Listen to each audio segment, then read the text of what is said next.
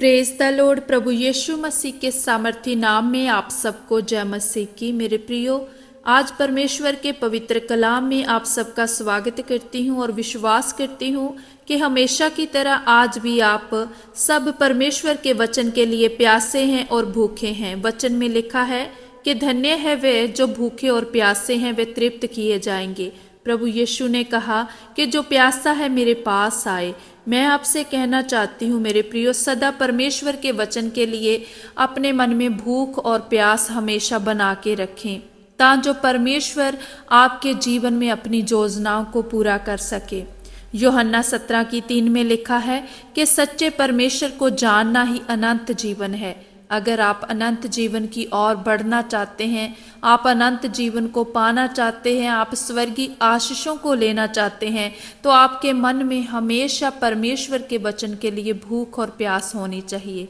मेरे प्रियो, जब भी हमारी आशीषें हमें नहीं मिलती, हमारी जो प्रार्थनाएं हैं उनका उत्तर नहीं आता, तो बहुत सारे हमारे ऐसे मसीही बहन भाई हैं जो बहुत ही निराश हो जाते हैं, उदास हो जाते हैं। उन्हें लगता है कि शायद हमसे कुछ ऐसी गलती हो गई है जिसके कारण परमेश्वर ने हमें छोड़ दिया है।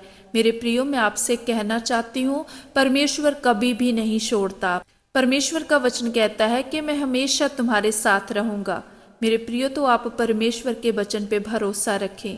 जब एक नया विश्वासी प्रभु में आता है तो वचन कहता है कि प्रभु पर विश्वास करने के द्वारा हम सब इब्राहिम की संतान हैं, और जब हम इब्राहिम की संतान बन जाते हैं तो वो सारी प्रतिज्ञाएं जो परमेश्वर ने इब्राहिम से की थी, क्योंकि परमेश्वर ने कहा था कि मैं तेरे द्वारा तेरी संतान को, तेरे वंश को आशीष दूंगा। जैसे कि हम देखते हैं कि इब्राहिम का वंश इज़राइल देश है, मगर क्योंकि हमने परमेश्वर पर विश्वास किया है तो विश्वास करने के द्वारा हम सब अब्राहम की आत्मिक संतान है। मेरे प्रियो, तो इसीलिए जो भी इज़राइल के लिए आशीषें बोली गई हैं बाइबल में, वो सभी आशीषें हमारे लिए भी है। इसलिए अपने मन से ये वहम आपको निकाल देना है कि परमेश्वर हमारी प्रार्थना नहीं सुनता।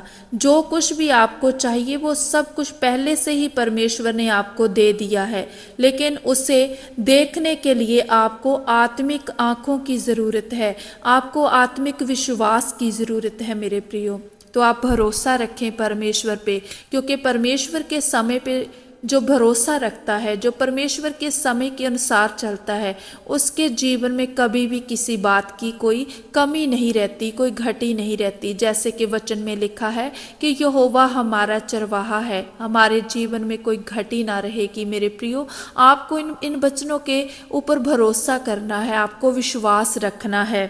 तो मेरे प्रियो, लेकिन आज सवाल ये खड़ा हो जाता है कि आज हमारे जीवन में वो आशीषें पूरी क्यों नहीं होती, आज हमारी प्रार्थनाओं के उत्तर क्यों नहीं आते।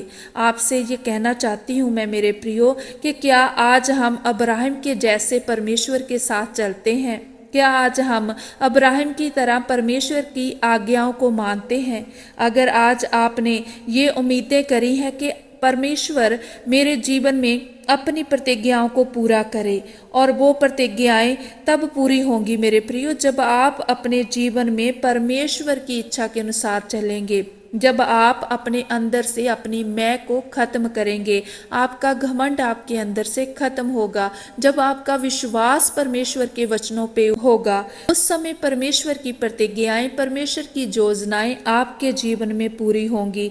तो इसीलिए आपको परमेश्वर की इच्छा के अनुसार चलकर अपने जीवन में आत्मिक उन्नति की ओर बढ़ना है।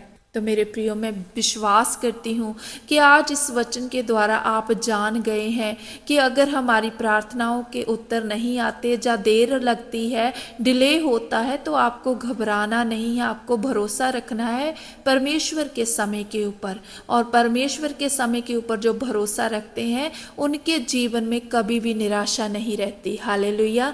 तो प्रियो, परमेश्वर आपको आशीष दे, ब्लेस करे। God bless you all.